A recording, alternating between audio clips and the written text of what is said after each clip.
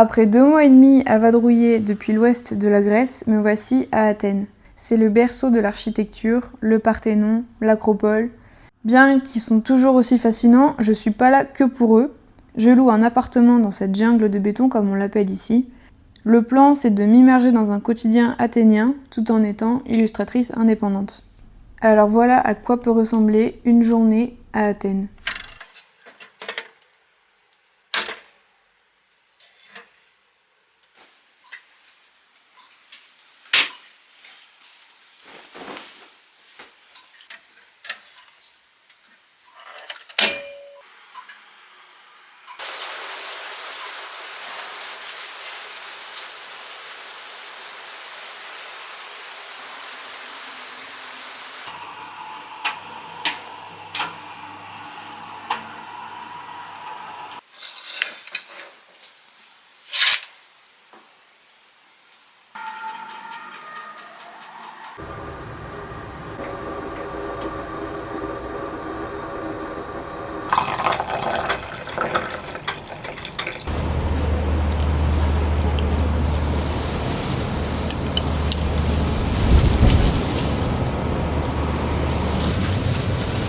Τι είναι αυτό το πράγμα?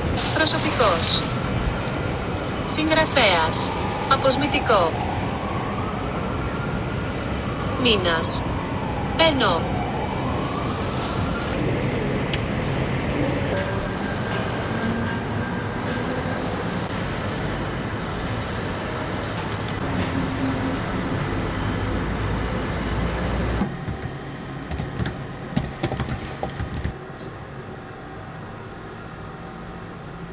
J'ai un vidéo dans 4 minutes, c'est à propos d'un devis que j'ai envoyé, donc c'est toujours un peu stressant.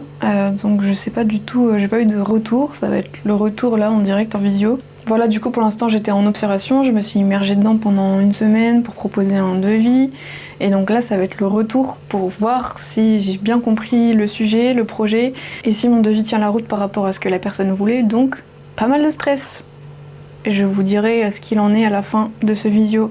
En plus, j'ai essayé de trouver un lieu dans mon mini studio, ma cuisine, pour avoir de la lumière, mais en même temps que ça se voit pas trop que je suis dans un studio.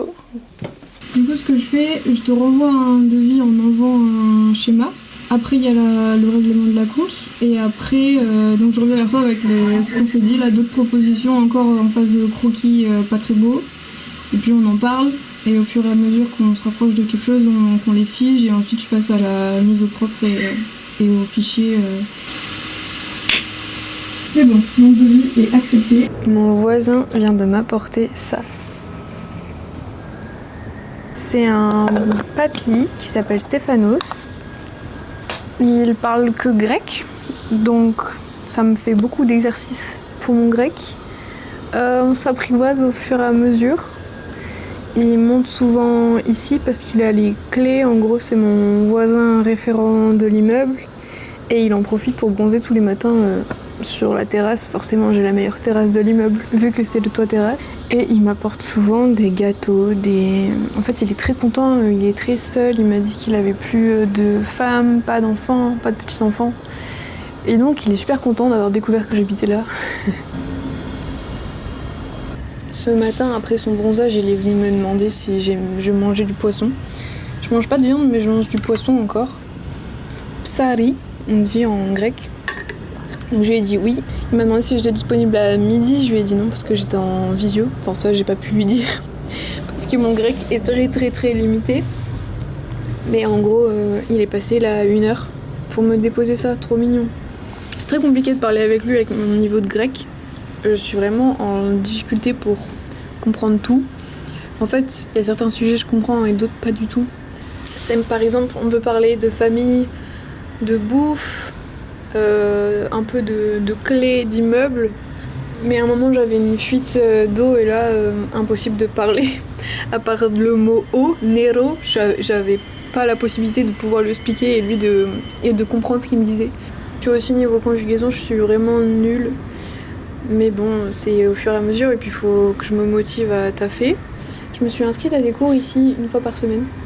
C'est les mercredis soirs et c'est très chouette parce que du coup je rencontre d'autres personnes. Ça fait un peu comme un Erasmus, il y a des Allemands, des Italiens, des Géorgiens, une Française aussi. C'est cool parce que j'ai des devoirs et j'apprends beaucoup de vocabulaire. Donc ça me motive à en faire en dehors des cours, le fait d'y retourner chaque semaine. Cet après-midi j'aimerais bien me caler pour faire l'exercice et apprendre du vocabulaire. Mais avant cette pause grecque, j'aimerais travailler sur plusieurs choses pour m'avancer et aussi prendre du temps pour mon carnet de voyage. Donc on va voir ce que j'arrive à caler dans l'après-midi. Je vais voir si mes pâtes sont prêtes. J'ai fini de manger, donc là je suis dans l'espace-temps lent et fatigué de la journée, aka la digestion. Aka. Peut-être que je fais un tour de studio. Et ben voilà. Voilà le tour, c'est fait. C'est une pièce, je pense qu'elle fait environ 10 mètres carrés. Donc on rentre ici, voilà, avec le panneau pour le chauffe-eau, le cumulus solaire, à activer 20 minutes, fermer, puis prendre sa douche. Une première fenêtre, avec ce type de vue, mais pas mal. Là je ferme les volets parce qu'il fait vraiment très chaud. Normalement le canapé lit il est ici, sauf que je peux pas le déplier puisqu'il se déplie en longueur. Donc pour éviter de le bouger tous les jours, j'ai laissé en diagonale. Ici c'est la salle de bain slash cuisine slash toilette. Quand même, j'ai une vue quand je me douche, c'est sympa. Puis il y a un rideau pour protéger puisque les portes sont pas faites pour ça. J'ai un peu ma déformation professionnelle qui fait que il y a des petits recoins que j'aurais organisés autrement, mais c'est déjà quand même pas mal optimisé. Là on a une grande étagère plus rangement, très important dans ce genre de petit espace. Il y a pas mal de miroirs dans la salle de bain et ici, ce qui fait que ça agrandit quand même pas mal l'espace. Il y a des rangements au-dessus, là j'ai pu mettre mon gros sac, pour pas que ça prenne de la place dans la pièce. Là il y avait déjà plein de condiments, il y a tout ce qu'il faut, j'ai pu poser mes affaires et vivre ici directement. Pour m'asseoir, il y a soit cette petite tablette mais que j'utilise plutôt pour la cuisine, j'utilise pas pour travailler dessus, et sinon je travaille debout sur ce bar. J'ai découvert que j'aimais bien travailler debout et que ça me faisait moins mal aux jambes, donc je passe pas mal de temps à travailler debout. Sinon il y a un tabouret de bar mais pas très confortable, et sinon il y a cet espace là que j'aime beaucoup mais qui fait qu'avec le rail de la porte coulissante on peut pas vraiment s'asseoir. C'est pareil, c'est un espace debout un peu plus bas que j'aime bien parce qu'il y a de la lumière. J'aime beaucoup l'utilisation des carreaux de verre ici. Ici c'est orienté ouest et les stores sont cassés, donc de toute manière c'est pas mal qu'ils restent en position fermée.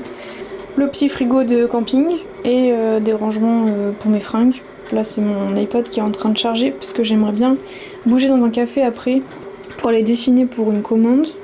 Voilà, c'est magnifique cette parure de lit, non ? Tiens, ça c'est hier je suis allée dans Public. C'est l'équivalent de la Fnac pour ici.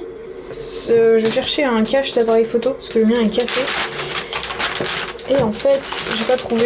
Il n'y avait pas de rayon photographie, mais il y avait un rayon livre. Et je suis tombée sur ce livre. Je suis complètement fan. Donc c'est des cartes de la Grèce, Tisséladas. C'est un livre complètement en grec. Je comprends rien du tout. Mais je vais prendre le temps de traduire les passages qui m'intéressent. Ça parle des littoraux, de l'emprise des villes, toujours avec un travail de cartographie. Et comme il coûtait que 20 €, bah je l'ai pris. Voilà. Il y a un moment où il va falloir que je me penche sur le fait qu'il va falloir que je fasse des gros colis pour ramener toutes les affaires. Parce que j'ai également dû acheter des livres de grec, des méthodes pour les cours que je prends. Donc c'est pareil, je peux pas les embarquer dans mon sac. Donc il va bien falloir que je fasse un colis qui parte avant moi de la Grèce pour pouvoir ramener tout ce que j'ai pris ici. Et c'est pas fini parce que j'aimerais ramener des fringues et des souvenirs. Et bien sûr le clou du spectacle, et ce pourquoi sûrement l'appartement coûtait si cher pour le peu de mètres carrés à l'intérieur, c'est les mètres carrés extérieurs. Et la vue. Ici, on a le mont Elisabeth, sur lequel j'aimerais bien monter ce soir. Donc tout ça c'est pour moi, et du coup Stéphanos qui vient de temps en temps bronzer sur ma terrasse. Bien sûr en Grèce, ils ont presque tous des cumulus solaires pour apporter l'eau chaude. et ils sont tous placés sur les toits terrasses, autant que ça serve. Là j'ai une voisine que j'ai entreaperçue qui est sur le toit terrasse de l'immeuble d'à côté. Parce que donc la typologie de ces bâtiments, c'est les polikatikia, donc littéralement plusieurs appartements. Et ils ont tous cette typologie avec tous les balcons, un toit terrasse et un petit volume posé en haut qui sert de bloc technique, notamment pour les ascenseurs. De base, tout le monde a accès au toit de son immeuble et peut venir faire bonzette. Mais donc le cas de cet immeuble et le cas de mon immeuble, c'est qu'il y a un propriétaire qui a acheté cette partie-là et qui donc privatise la terrasse. Là-bas, il y a des beaux exemples de gentrification de toit de terrasse. Une polikatikia, des polikatikies. Construite loin de l'architecture savante de l'époque, c'est une solution facile et rapide à mettre en œuvre selon un plan type. Le principe constructif est le poteau-poutre, inspiré de la structure domino de Le Corbusier, qui est rapide et efficace et qui est pratique à mettre en œuvre en période d'après-guerre.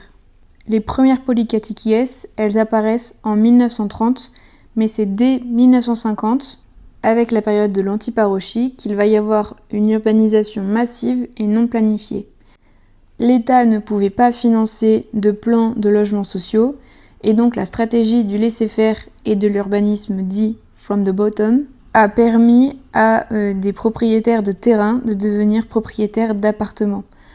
En effet, à l'aide de constructeurs qui n'étaient pas forcément architectes, et ce qui a d'ailleurs favorisé la création d'emplois dans le BTP, les terrains étaient cédés en échange de la construction d'immeubles et le propriétaire du terrain devenait propriétaire de 1 à 2 appartements dans les étages supérieurs de la polikatikia. Ce modèle, il a permis de limiter le zoning résidentiel, c'est-à-dire que au lieu que les quartiers soient dans une stratification horizontale et que les différences de classe sociale se trouvent en fonction des quartiers, par exemple banlieue riche, banlieue précaire, etc., la polikatikia, elle a permis une stratification verticale et non horizontale, et on retrouvait en fonction des étages différentes classes sociales. Par exemple, en haut, il y avait donc les propriétaires les plus anciens de l'immeuble, souvent à l'origine de la construction de l'immeuble, et les plus aisés. Dans les étages intermédiaires, il y avait les classes moyennes, et au sous-sol, on retrouvait les ménages les plus précaires, à savoir des étudiants ou des réfugiés. Cette stratification sociale verticale qui était propre à la polikatikia, elle a permis la mixité et la coexistence sociale en centre-ville. Au sein même d'une polikatikia, on pouvait retrouver toutes les classes sociales et avant le contexte tendu récent, les rencontres et l'entraide, elles étaient simplifiées et encouragées par cette architecture du quotidien, alors que au premier abord, une polikatikia, en tout cas esthétiquement, elle était considérée comme sans intérêt. Ces qualités sociales apportées par la polikatikia, elles étaient vraies du moins avant la crise de la dette qui est arrivée dès 2010 et la politique d'austérité qui en a découlé. Ce contexte compliqué a fait émerger la crise du logement et la précarité énergétique des ménages. Actuellement, à Athènes, on est dans une nouvelle crise du logement, si ce n'est la suite de celle de la crise économique. Là, elle est plutôt liée aux conséquences du surtourisme et des investissements étrangers non résidents et par conséquent la gentrification. La prolifération des locations courtes et des Airbnb n'arrange pas les choses et commence à laisser place à une stratification horizontale par quartier et moins forte à l'échelle verticale des polikatikia. Par exemple, les étages les plus hauts qui sont les retiere, les étages qui sont en retrait où il y avait des terrasses privées destinées plutôt aux classes aisées ou classes moyennes, sont maintenant rachetés et transformés en appartements luxueux ou en Airbnb, destinés donc aux touristes plutôt qu'aux habitants. Pareil pour les étages intermédiaires en sous-sol, qui étaient il y a 15 ans des logements bon marché qui permettaient d'accueillir des réfugiés et des foyers précaires. Aujourd'hui, ils sont aussi rachetés et changés parfois en Airbnb. Et pour moi, ce qui représente le plus tout ça, c'est le statut du toit-terrasse de la taratsa, parce que j'ai pu l'observer en étant au cœur du sujet, vu que ma propriétaire grecque a acheté la partie construite du toit terrasse qui s'appelle la zoma. Quand une polykathékia était construite, cet espace-là servait surtout de buanderie par exemple, de local technique, en tout cas d'espace commun, qui était lui-même positionné sur le toit terrasse. Et le toit terrasse était par excellence le lieu commun où tous les ménages de l'immeuble, peu importe leur classe sociale, avaient accès aux mêmes choses, c'est-à-dire l'accès au soleil et la vue sur le mont Elisabeth ou l'acropole, ou les deux. Et aujourd'hui, ces éléments-là sont des arguments marketing qui jouent pour la privatisation et la marchandisation de ces espaces qui étaient autrefois communs. Normalement, légalement en tout cas, tous les habitants d'une polykathékia doivent avoir accès à ces espaces puisqu'il y a dessus leurs panneaux solaires qui leur permettent d'avoir de l'eau chaude, leurs antennes.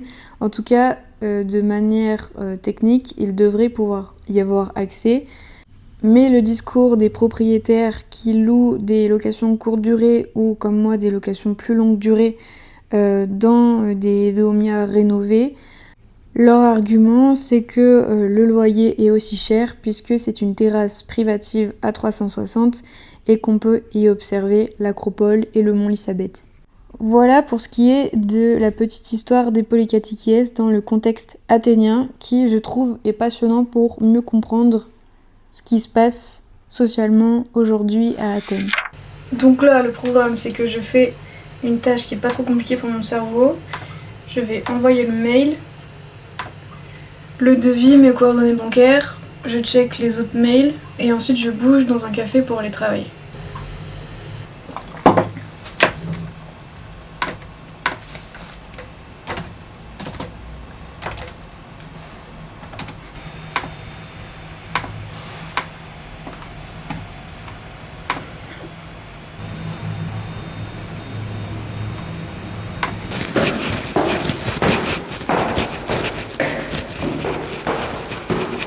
Je vais direction le quartier entre le quartier de Plaka et de Koukaki, vers l'acropole en fait, parce que j'ai vu qu'il y avait un café qui était recommandé par le site Vivre à Athènes. C'est des Françaises qui s'occupent de mettre des adresses sur ce site-là.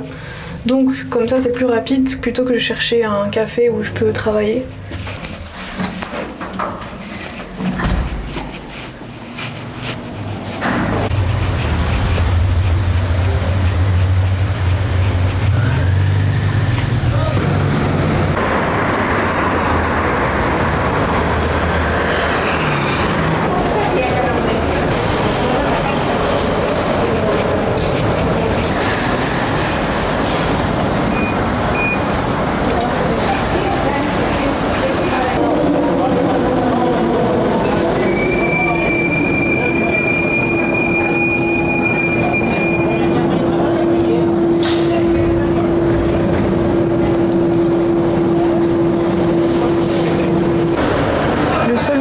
Des amphores dedans.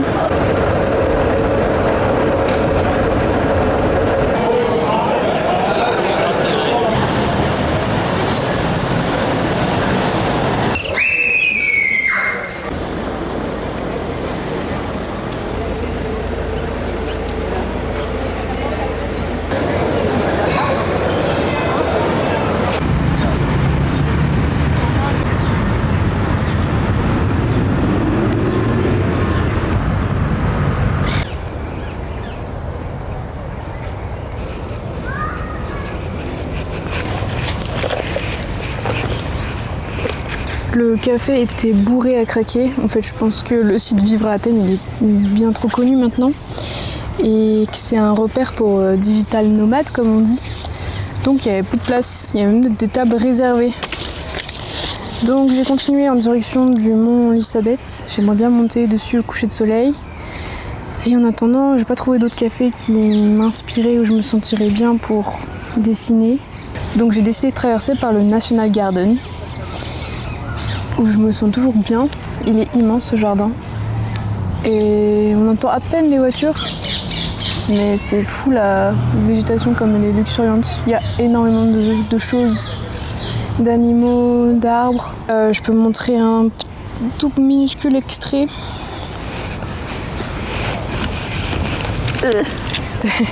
Ça va être une affiche qui va parler de bibliothèque, de culture en tout cas. J'en ai 2 que j'ai à faire et ça paraîtra en septembre.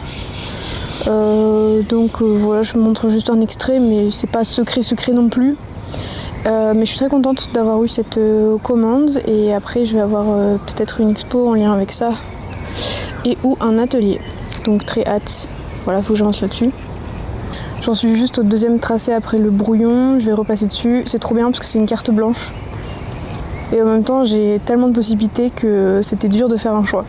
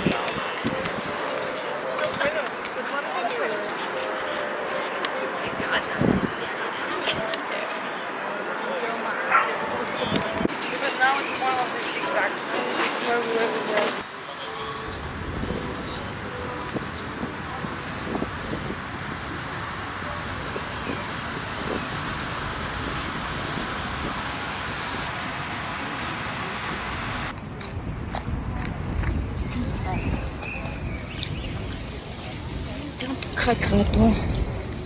T'es un peu cracra. Mais ça va, c'est sympa.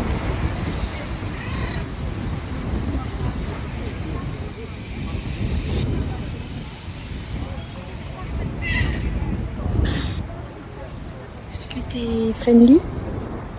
Bon, t'es domestique, toi.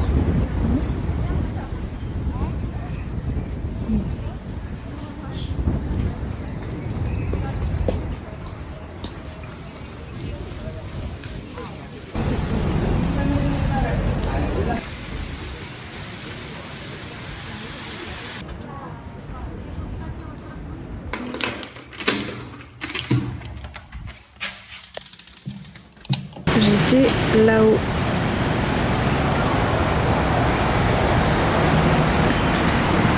L'acropole, tout là-bas, qui vient de s'allumer.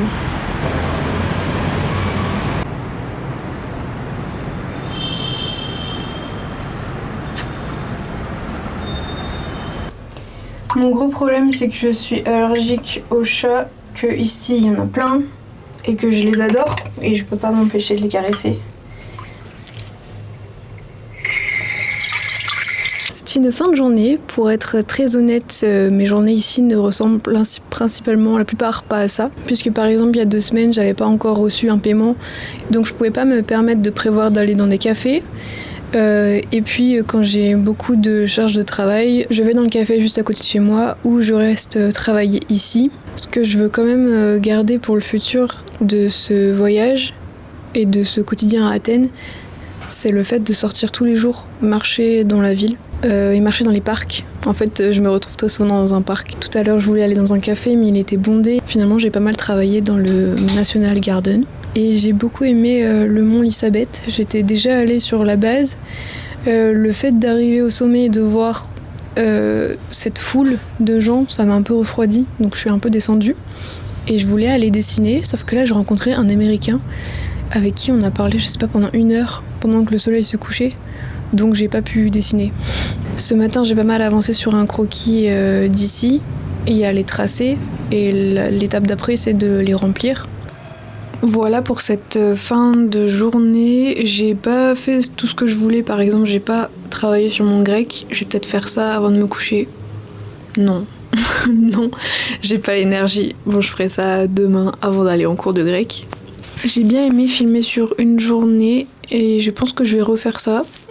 Si vous avez regardé jusque-là, dites-moi si ça vous a plu et ce qui pourrait être amélioré. Et si vous avez des questions aussi sur le voyage ou sur d'autres choses en lien avec l'illustration ou non. En tout cas, la manière dont était organisée ma journée, j'aimerais retrouver ça quand je vais rentrer. Ne pas tout perdre. Oh là là, c'est une araignée là-haut.